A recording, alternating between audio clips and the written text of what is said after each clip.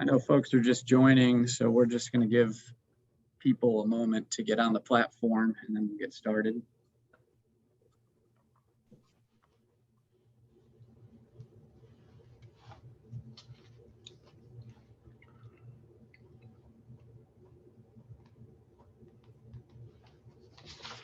Okay, welcome everybody to today's webinar on congressional investigations. We have a great panel today, and we're going to go through some of the fundamentals of congressional investigations and then talk about recent developments. We do have a slide deck, which I'm going to put up in just a moment. But first, let me introduce our panelists today in alphabetical order.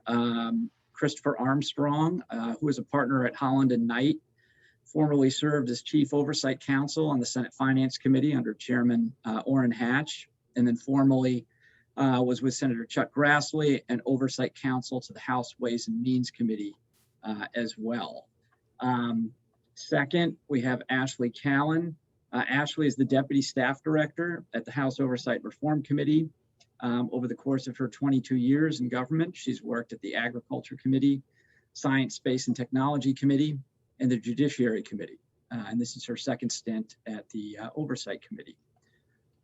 Next, we have Stacia Cardill. Stacia is on Twitter's Global Policy Legal Team. She serves as Director and Associate General Counsel.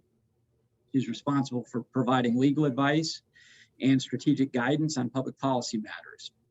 Prior to joining Twitter in 2018, Ms. Cardill held a number of senior positions in government, including Associate Counsel to President Barack Obama, Democratic Chief Counsel for the Senate Committee on Homeland Security and Governmental Affairs, and Democratic Chief Counsel to the House Committee on Energy and Commerce.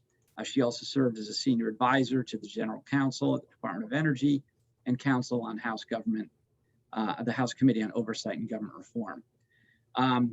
And then finally, Dan Goshorn. Dan is Chief Investigative Counsel for Chairman Wyden of the Senate Finance Committee with oversight jurisdiction of tax, trade, Medicare, Medicaid, and Social Security. Prior to becoming Chief Investigative Counsel, Dan was a senior counsel on the Finance Committee focusing on tax and money laundering issues. And then before that, Dan served as counsel to Chairman Carl Levin on the Senate Permanent Subcommittee on Investigations, where he worked on international tax investigations, Social Security disability oversight, and a comprehensive investigation of the 2008 financial crisis.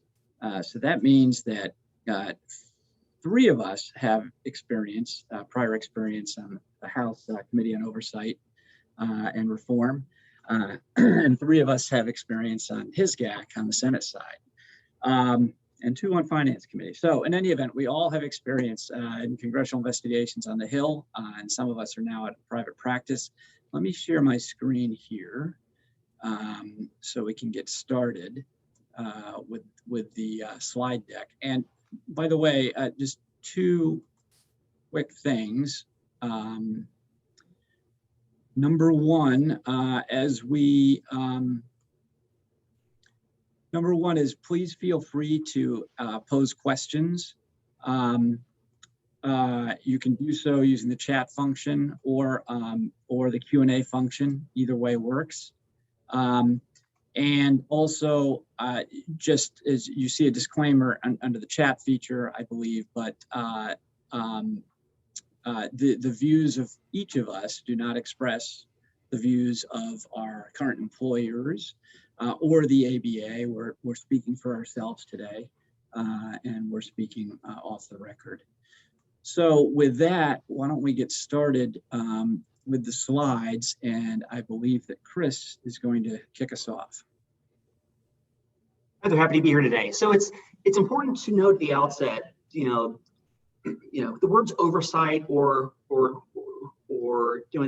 investigation, appear nowhere in Article 1, right? It's not a listed, power of the Congress, although it's almost always been seen as a corollary of the power, to pass laws, legislate, right? If you are going to pass laws, you have to have the power to discover facts, right? Right? Are the existing laws working? Is the executive executing those laws, or are there actions that require new laws?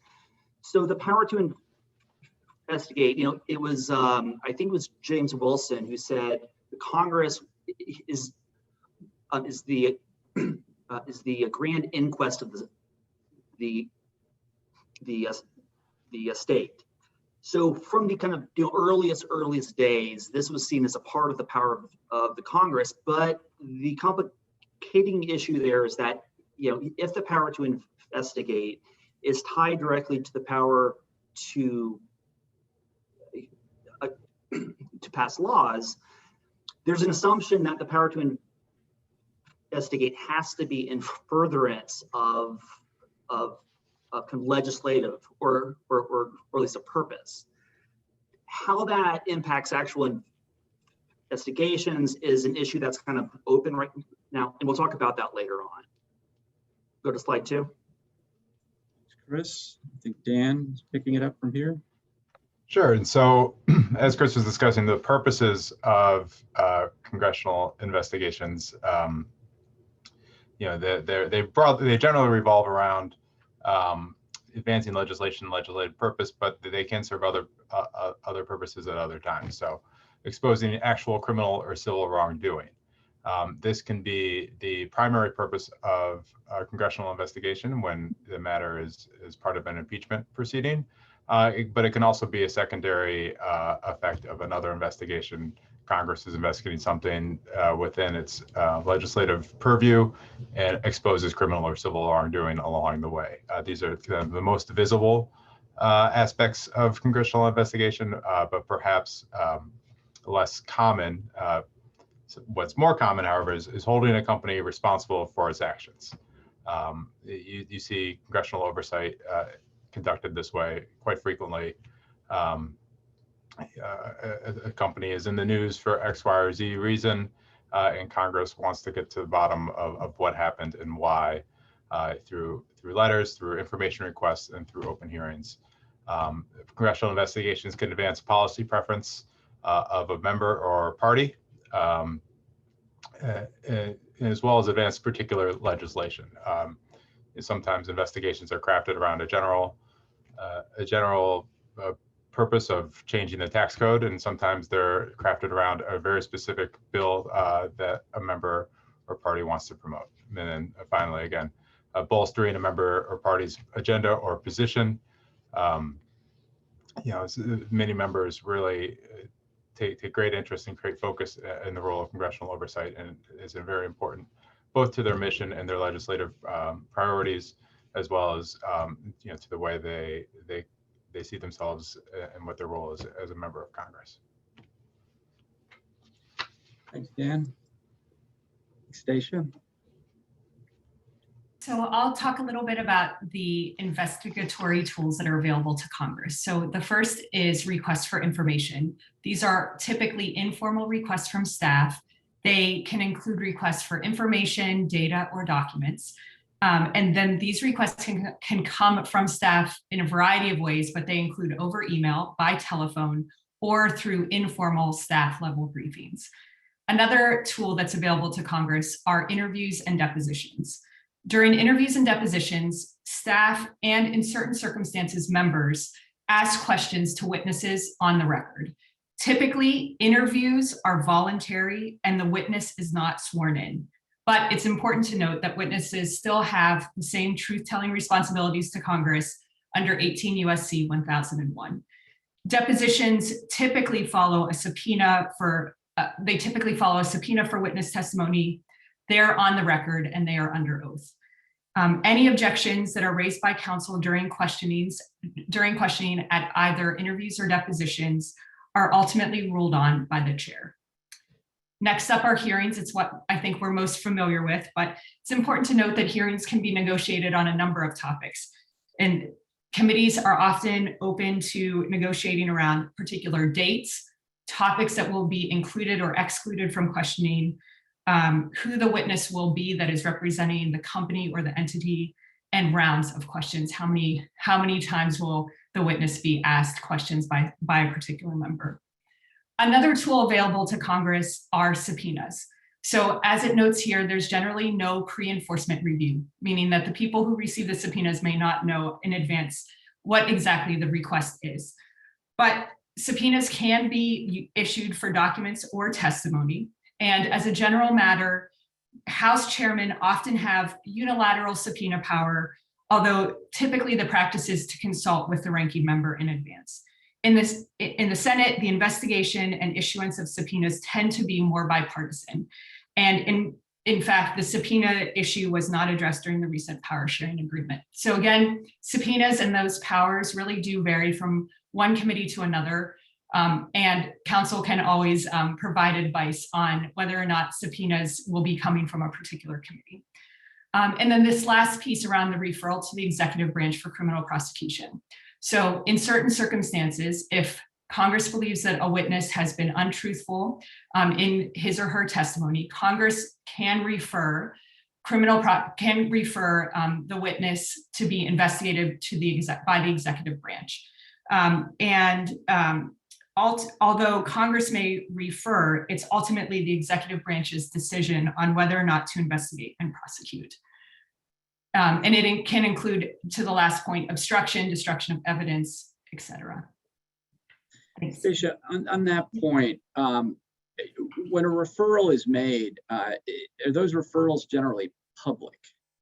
Sure, I can speak to the experience that I had with a referral. So in February of 2008, I worked on the House Oversight, and at the time, House Oversight and Government Reform Committee. And we had received testimony regarding steroid use in Major League Baseball and among players. There was concerns by both the chairman and the ranking member that a particular player was untruthful in his statements. And so there was a referral that was written to Department of Justice that was signed by the chairman and the ranking member asking to investigate.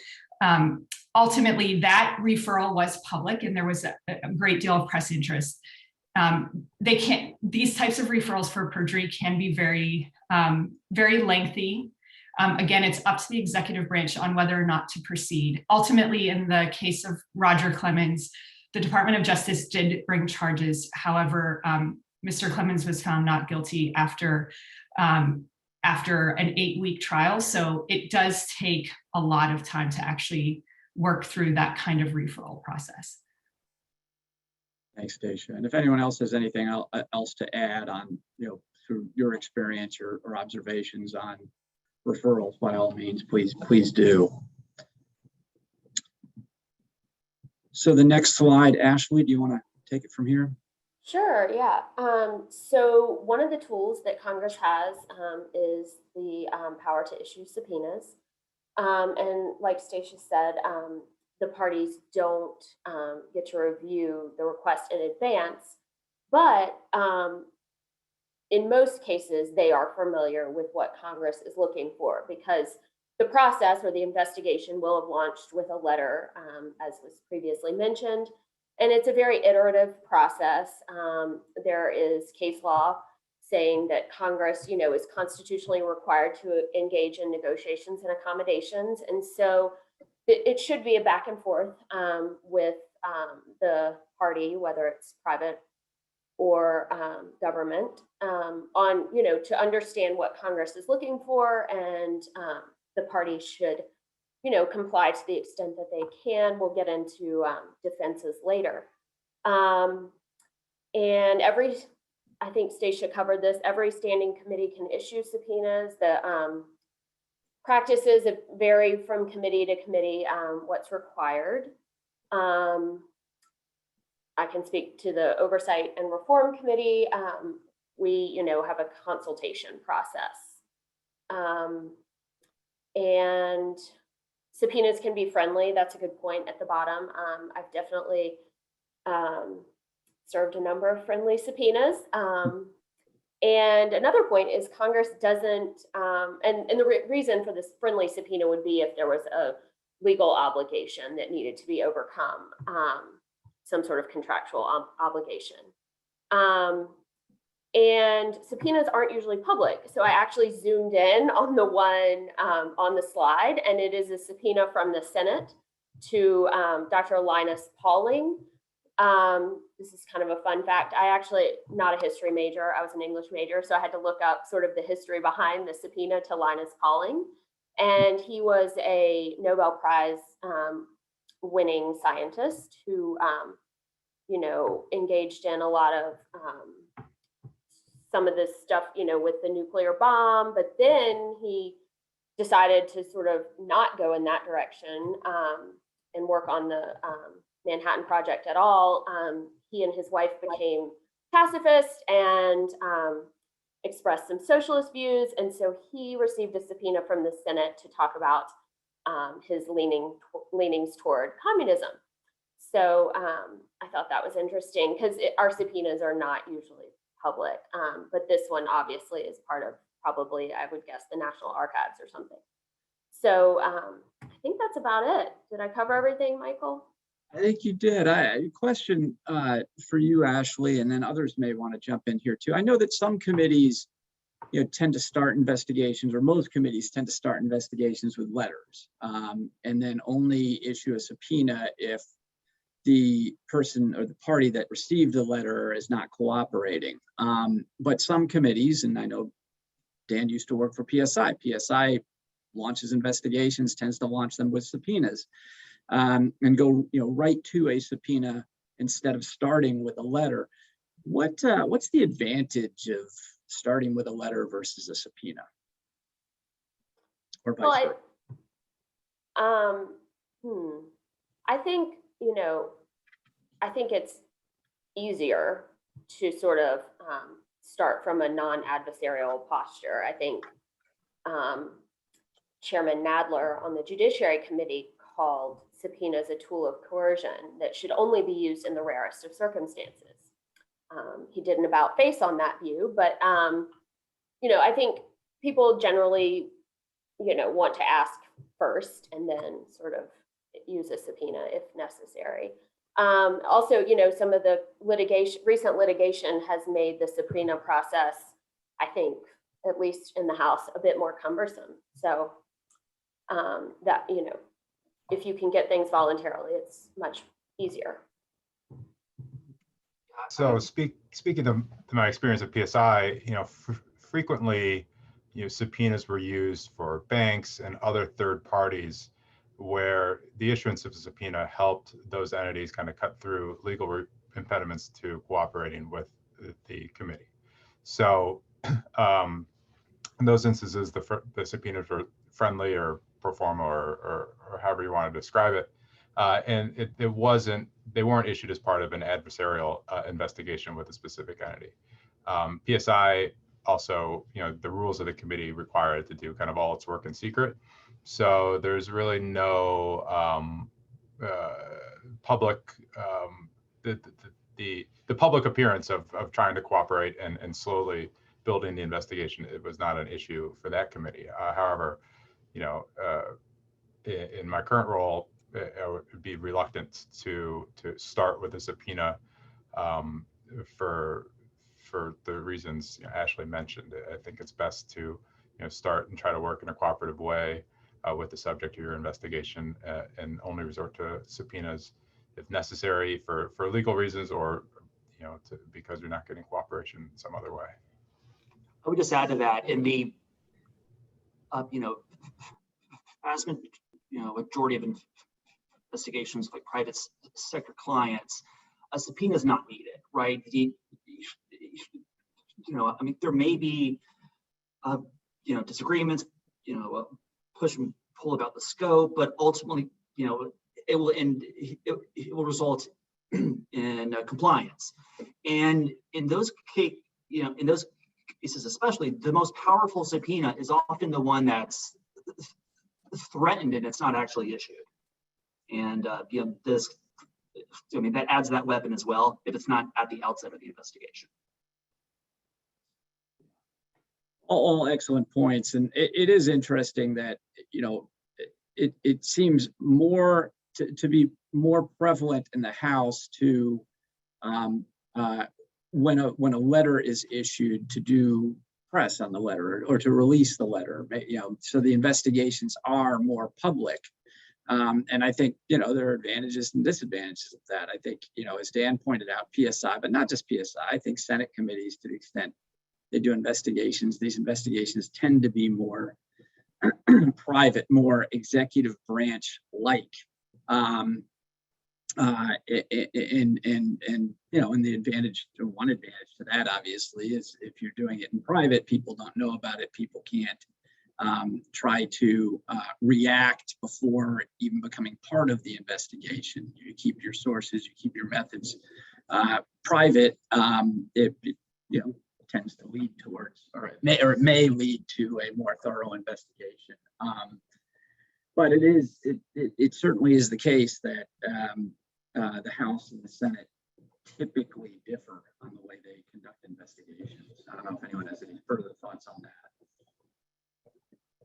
I'll just add that from a staff perspective, so many of these investigations are obviously championed by the elected bosses who we all serve, but the staff have to be the ones to execute it. And so much of these early stages around request letters and requests for information are really attempts from the staff to get at the information that would be most useful for their bosses and hone in on the issues that are most ripe to really escalate and raise for a member's or senator's concern.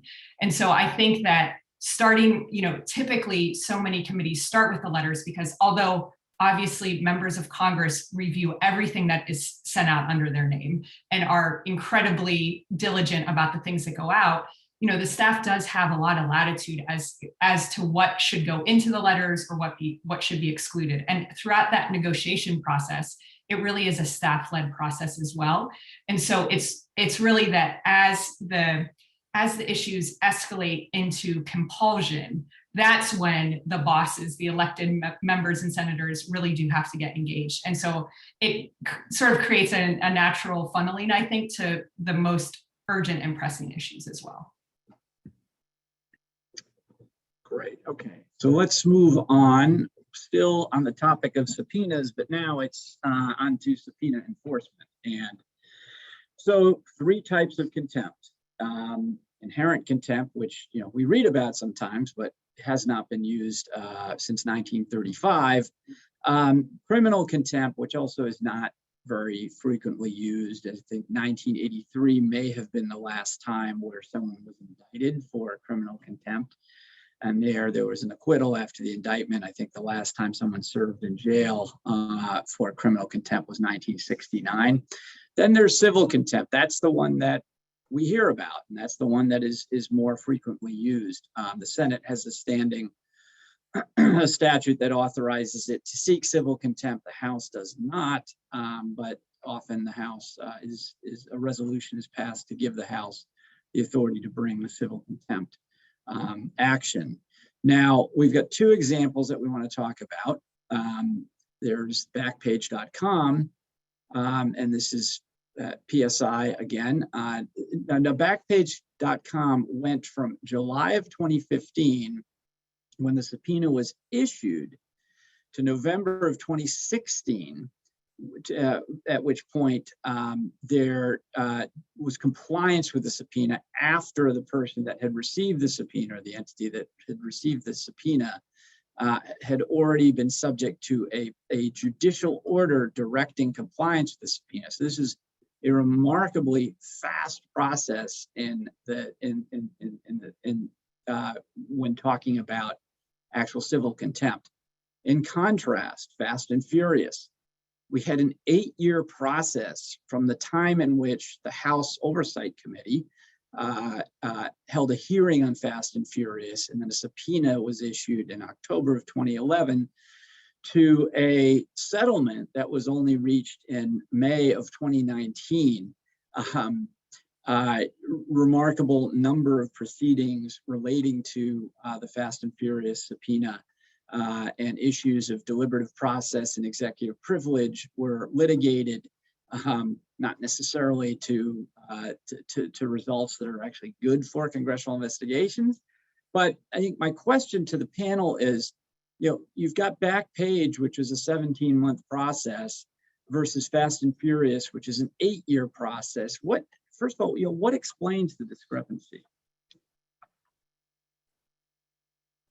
Well, I would just note that, look, investigations in the Congress are an inherently political exercise. It's not a negative. That's just, I think that's reality. And if you look at the politics of each, in the Backpage investigation, you had a pretty, unanimous Senate. So, when that's the case, there's no one who's going to speak up and help out Backpage, at least at that time. So Congress can move pretty quickly and effectively if that's the case. If it's the case of the Congress against the executive, that's never going to actually be the case. And the executive has all types of arguments, example, privileges that it can argue in court that a private entity sector can't. And so and it has the DOJ, in court. So the tools I think the executive have in this instance are just much more effective.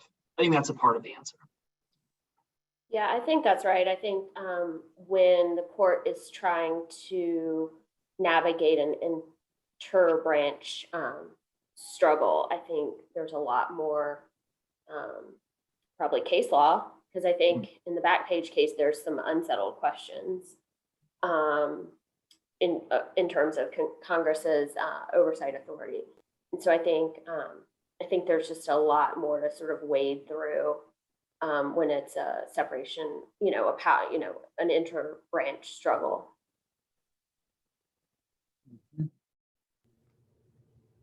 Yeah, I'll just echo the point that has been made, is the bipartisan nature of the Backpage investigation.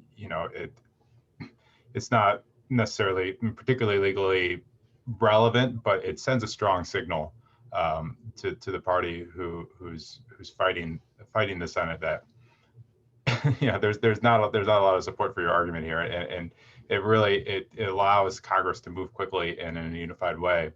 Where when you're looking at the Fast and Furious investigation, there was some bipartisan support for it, but as the investigation dragged on and it became more contentious and more political, it sends a different signal to the administration about how willing they are to cooperate and reach accommodation. Let me take it up a level here. So why are so few subpoenas enforced through the contempt process? What's your sense of that?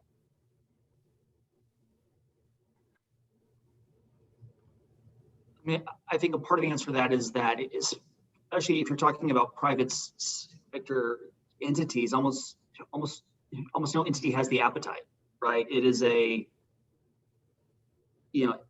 in terms of PR, which is always a part of the equation, it's a nightmare, right? It's expensive. You're in the media every day, so that's just not.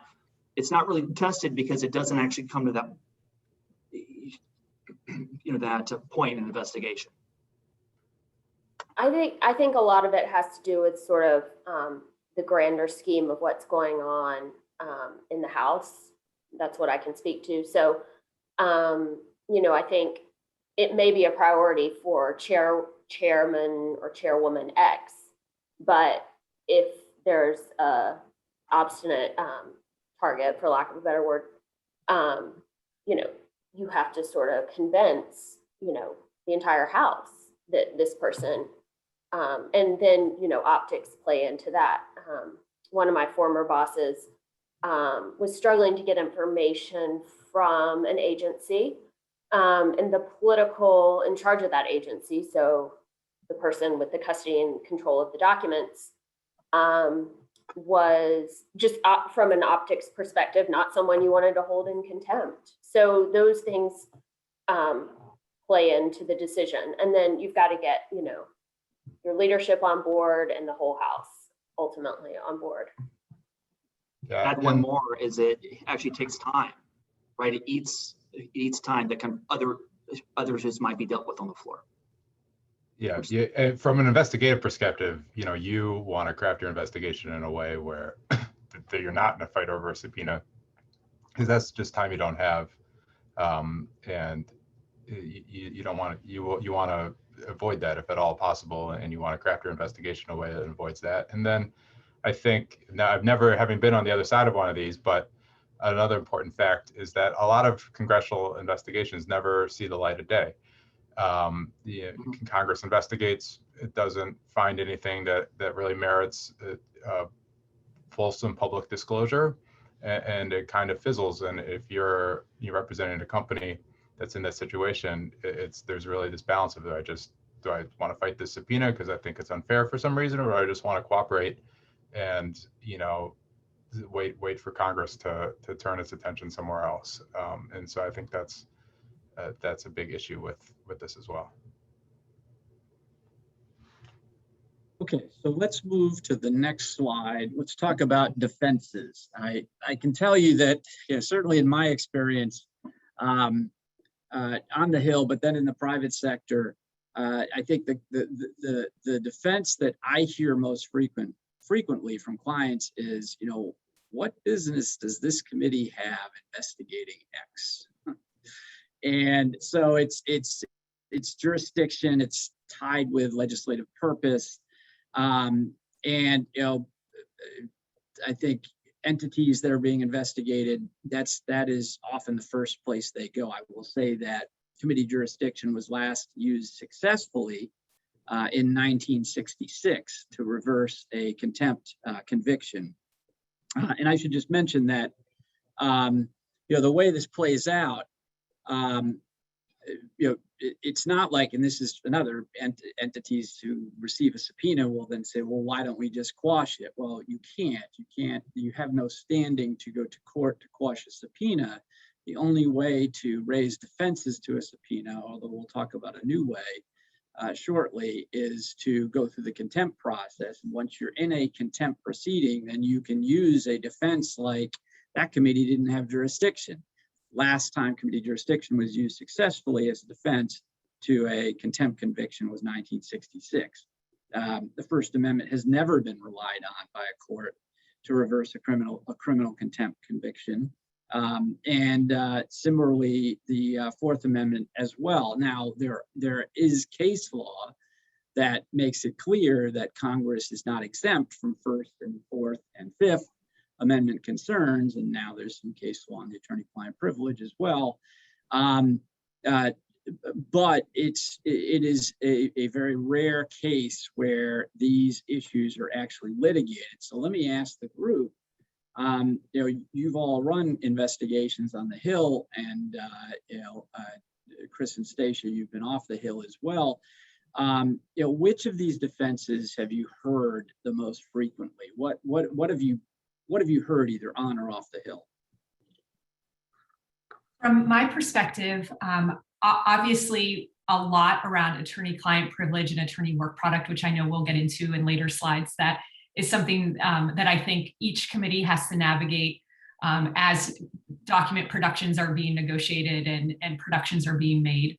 And I do think that there are always questions, both during my time on the Hill as well as my time in the private sector, around the committee's jurisdiction. And I think in particular, there is concern often by targets of investigations around particularly business sensitive or confidential information that is in the possession of companies. And I think that there always needs to be a real education that is done on behalf of the targets to the committee staff and to the committee members as well, in which the sensitive nature of the documents that are being requested, why they're sensitive, how they could potentially impact both the business as well as maybe larger market issues as well.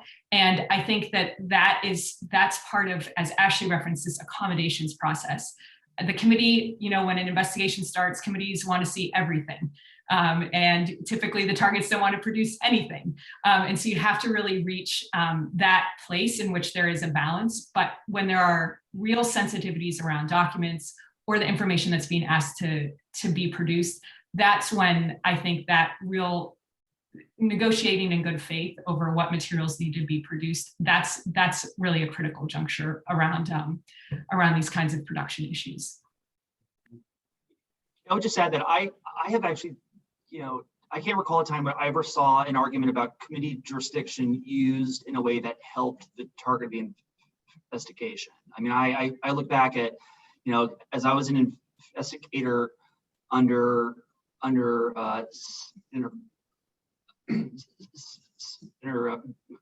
Grassley, who has an extremely expansive idea of his jurisdiction. I don't think I ever heard it raised once. I have in kind of other places, but it's just not something that's going to help in the vast, I've actually seen help. Attorney-client privilege and attorney work product comes up all the time, and that's almost always negotiated. Obviously, we'll talk about that later. The vast majority of the defenses aren't that. They're actually just some of the realities of like, look, this is kind of over expansive. This will take a long, a long time to actually collect and look at and hand over all these documents, or this will be extremely expensive. Those things again are often the topic of you kind of over time work those out with the staff. But otherwise, yeah, I've not seen jurisdiction ever really work well. So I actually, Chris, that's because you've always worked for fancy committees. During my time at the science committee, my boss liked to push the envelope quite a bit on oversight. And so I have had jurisdiction used, I will say fairly effectively. What happens is you just engage in this like robust sort of back and forth, drafting letters, making your arguments as if they're legal briefs. And so, but you really have to, if you're not on the oversight committee but if you're on one of the other committees in the House, you really have to make sure that you are authorized to be investigating what you're investigating under, there's a lot of Supreme Court precedent for that. And I think, we'll talk about it later, but now we have like arguably a 4-part test on that. But at the Oversight Committee, we have a lovely little rule that gives us, Rule 10 gives us plenary jurisdiction to investigate anything at any time. I'm also a huge proponent of the First Amendment defense. I think there's a lot of unsettled law there. I've had it used against my boss's investigations effectively. Professor Turley has testified on this topic that he thinks that it's a viable defense. But then I've also had great lawyers tell me that the McCarthy era cases, which is where we see a lot of the First Amendment precedent, would be overturned in a heartbeat. I don't know. I tend to disagree with that. So, and I tend to agree with Professor Turley that there's a delicate balance that Congress needs, because we are government. Sometimes people forget, like, we are government, so we cannot chill First Amendment rights. And those include the right to petition. So, I've seen recently a lot of requests for communications between different associations and their lobbyists and things like that. And, I personally, all of this is in my personal capacity, but I think those are all protected by the First Amendment. And we as Congress, i.e. government, can chill those rights. So I want to, I guess, echo the first part of Ashley's comment, which is I also see legislative purpose becoming a bigger issue in the future, especially based on the case law from the last few years. If you're in the House Oversight or PSI or something with extremely broad jurisdiction, then and those are the cases a lot of people see, and those are what's in the public eye, and no, jurisdiction doesn't necessarily apply there. But for other committees, particularly on the Senate, I've witnessed in the last, decade plus, really a kind of a blurring of jurisdiction across those lines. And I think it's, getting ripe for a correction, and which I don't necessarily think is a bad thing. Committees should focus on the things they have expertise in and stay out of the things they don't have expertise in. And then to Chris's point earlier, just from a practical perspective, I think that defense, not really in a legal sense, but in a political sense, is over breadth of requests is I think the number one thing we argue through with the subjects of investigations. You do want to be reasonable, and you want to get to a result, and you want to complete your investigation, and you don't want to expose the member you're working for to fair criticism that you're being unfair to the folks you're investigating in. And so that's probably one of the bigger issues I've worked through on my investigations. Spoken by a true tax writer. Stay out of our tax jurisdiction. All good points. And let's move to the sort of next phase of discussing defenses. And we're going to talk about the Mazars and the recently decided Mazars and the recently settled McGahn cases. So Mazars was, started in 2019. 3 House committees subpoenaed the president's financial records. Now they subpoenaed the records from private entities. And we had a decision from the 7-justice majority decision from the Supreme Court, which basically, did not decide really for either party. And we'll get into the mechanics of how this worked, but held that congressional subpoenas are valid only if they serve a valid legislative purpose, which we knew, and are not intended for law enforcement purposes, but basically articulated something of a new test for legislative purpose, and also in the meantime, also said a few things that were quite striking to those of us who follow congressional investigations. One of which was that the application of common law privileges apply to congressional investigations. We'll get into that in a minute. And then the other sort of fascinating issue here is that, remember we talked about earlier, you get a subpoena from a congressional committee, you can't walk into court and try to quash that subpoena. But what happened here was Mazars and Capital One, and I think it's Deutsche Bank, if I'm not mistaken, received subpoenas and then said, well, wait a minute, we're not sure whether we're supposed to produce this information or not. Meanwhile, the Trump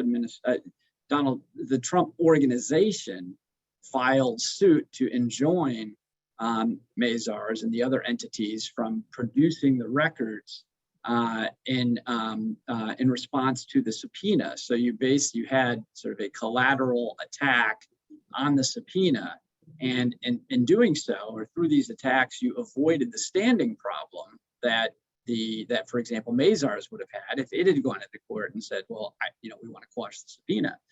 So let's get into a few questions about this.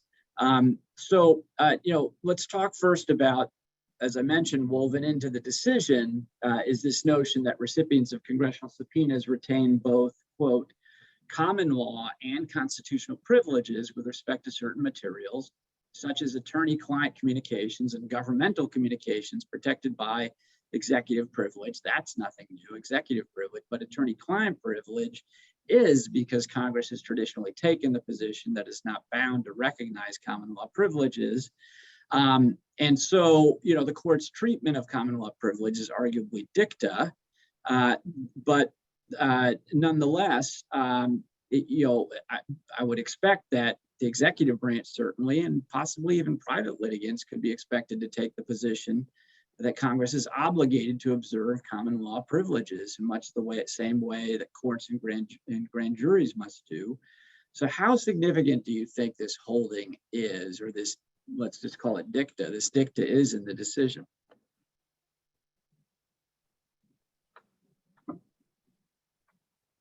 Anyone want to talk about that? I don't see it as being that significant, other than the fact that it's just sort of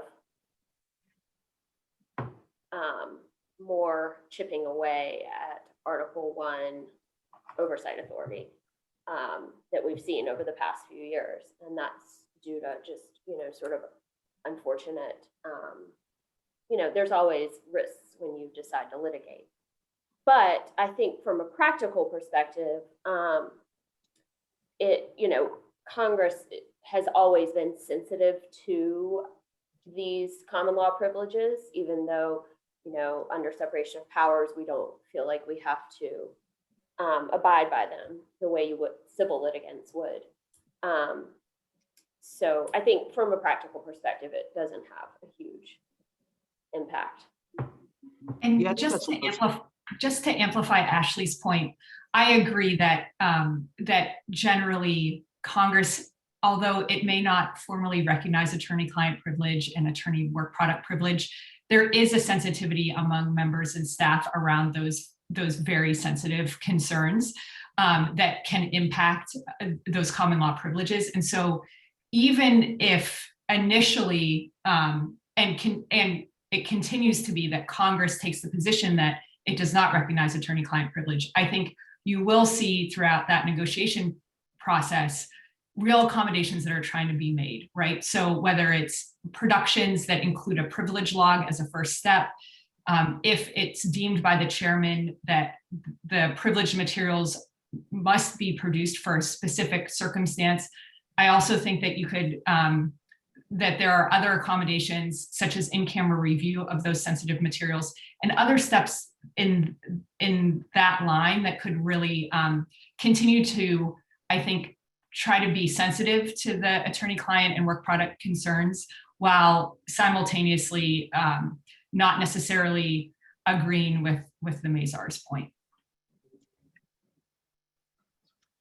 Those are all very good points. So let's talk about the another facet of Mazars. So this Mazars represents the first time that the Supreme Court has ruled in favor of a collateral attack on a congressional subpoena by a party seeking to enjoin compliance by the target of the subpoena. I think the DC Circuit had ruled previously many years ago. So for example, though, if a congressional committee were to subpoena bank records of a company, the company could conceivably sue the bank to enjoin compliance.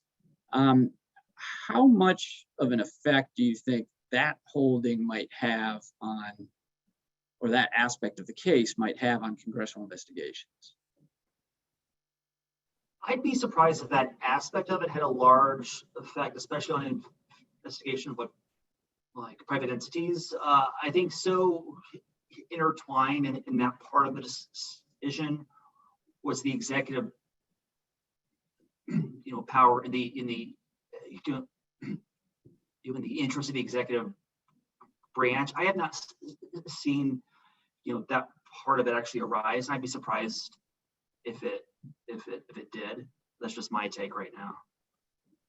Yeah, I tend to agree with Chris. I think the combination of factors where, private, non-government entities are unlikely to want to be litigious on these subpoenas. Plus, I'm just, once they achieve standing, I'm not sure what the argument they would bring would be. I think, the Mazars case just had such, unique facts with the executive privilege issues. It just won't affect the majority of congressional oversight. And I think this is just a very narrow fact pattern that was, unlikely to be repeated in a lot of other investigations. It's certainly a narrow fact pattern, but I do think that if you had a litigious private entity that, where very sensitive information was being sought from a bank or accounting firm or vendor or something like that, I mean, consultant, an ISP, for example, I could conceivably see that private party suing to enjoin that entity from complying with a subpoena. That said, it's not entirely clear that the entity would have standing, the company would have standing based on Mazars, but it's an interesting, possibility. One other point about Mazars I wanted to raise with this group. So, in prior cases, support the proposition that congressional subpoenas should be enforced unless a court determines there's no reasonable possibility that the category of material sought will provide information relevant to the general subject of the investigation. In other words, a very broad standard. So Mazars, arguably overturns this approach. It distinguishes between criminal proceedings and quote, efforts to craft legislation, unquote, and emphasizes that in contrast to the need for full disclosure in the criminal context, the Supreme Court says that Congress does not need, quote, every scrap of potentially relevant evidence, unquote, to perform its functions. So that would suggest that Congress's subpoena power is circumscribed in relation to the subpoena power of a grand jury. Now, do you think this will impact what information committees seek from private parties going forward? Do you think they'll be a little more judicious based on this, or will this not have much of an effect? I think lawyers on the outside are certainly going to pay, a lot closer attention to this issue of, is the, is there an argument about, for example, privilege, and is the investigation in service of, valid legislative purpose? I mean, ISPs, you mentioned exactly right. It's possible to imagine, types of entities who, would have a, a real, interest in actually opposing these, subpoenas around this area. So I think that's interesting, and I think it's interesting that I think we'll see courts will be a lot more interested in examining, testing the contours of the investigative power. Any other thoughts before we move on? Yeah, I think. Sorry, go ahead. Go Ashley. ahead. No, go ahead, Stacia. I was just going to say, I do think it's notable that the Supreme Court is instructing Congress on what is and is not relevant to its efforts to legislate and investigate. I think it does raise concerns from people who care about congressional investigations and do feel as if there may be constraints that are put forward in this. However, I do think it does, the opinion itself creates a roadmap in which staff and members can ensure that their subpoenas sort of meet a test and can fulfill that valid legislative purpose. And so I think it can, that roadmap will be helpful for staff as they craft it. But again, it is just as somebody who worked in Congress for a long time, it's always concerning to see attempts by an equal branch of government to curtail powers. Right. Ashley, did you have another point you wanted to make? No, thank you. Okay. All right. By the way, if anyone has any questions, I know we're close to the hour, but please feel free to ask questions using the chat or the Q&A function. We talked about attorney-client privilege, so we'll skip over that, and work product, although there are interesting issues there as well. So let's talk about McGahn just for a moment here. So the McGahn case, this is the case, as folks recall, where the House Judiciary Committee issued a subpoena to Don McGahn to appear at a hearing and testify on produced documents. McGahn refused to appear. Committee filed suit. This is interesting. It went back and forth between the district court first, but then it went back and forth within the DC circuit between a panel and then en banc. Panel decided that Congress lacked standing to enforce the subpoena. The en banc DC circuit reversed, sent the case back to the original panel, which then found that the House lacked a valid cause of action to seek judicial enforcement of the subpoena. Remarkable. This is going back to the point, remember earlier in the webcast where we were talking about, the Senate has a standing statute that allows it to bring civil contempt actions. The House does not. So the en banc DC circuit agreed to rehear the case, and then it just settled both parties are going to seek to vacate the panel decision, even though the executive branch really liked the decision. So question here, this notion in McGahn that Congress has not authorized the House to file suit in federal court to enforce congressional subpoenas. Do you think that will change the way the House enforces subpoenas? Maybe, it'll lead the House to, maybe try to pass a standing resolution, or I'm sorry, a law to authorize it to seek civil contempt, or pass a resolution when it authorizes, the the House Legal Counsel or General Counsel to seek contempt. Any thoughts on that?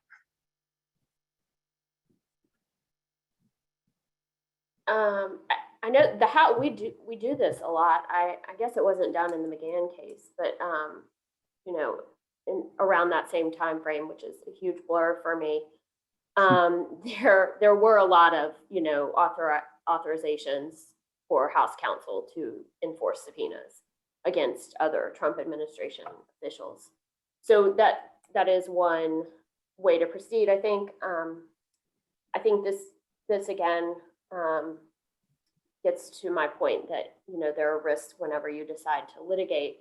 I think this case, there is precedent for how this should have been handled vis-a-vis Don McGahn, and I think the court saw that negotiations and accommodations were not properly engaged in this case, and I think the resolution is this, that we've come to is the same resolution that we came to in Judiciary Committee versus Myers. So it was a waste of time, essentially. Fair point. And as the resolution here, or under the resolution, Don McGahn will sit for a transcribed interview. Of course, now, it's well after the fact. To Dan, your point earlier, once you finally do reach a resolution, people don't care nearly as much as they did 2 years ago when you wanted to have them testify. This case was all about getting Don McGahn to testify in public. And the court knew that. Yeah. This raised my old hobby horse issue of anytime Congress seeks to have the courts, Article 3 of actuate powers of Congress, it's at a weak point, right? Congress has its own powers. If it's the power of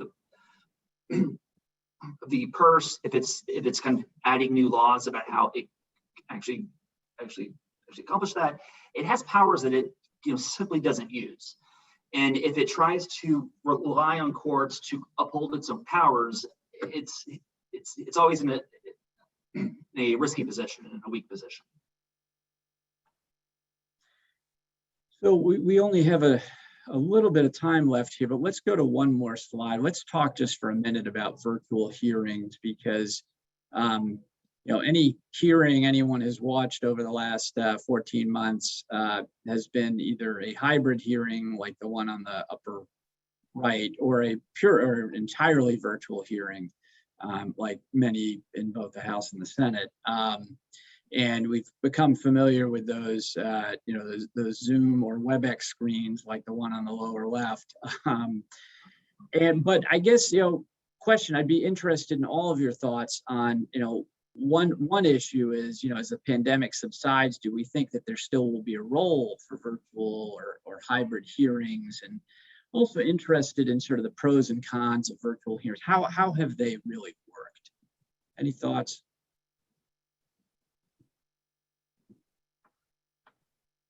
They've provided a lot of content for hits and misses by roll call, which everyone should tune into every Friday.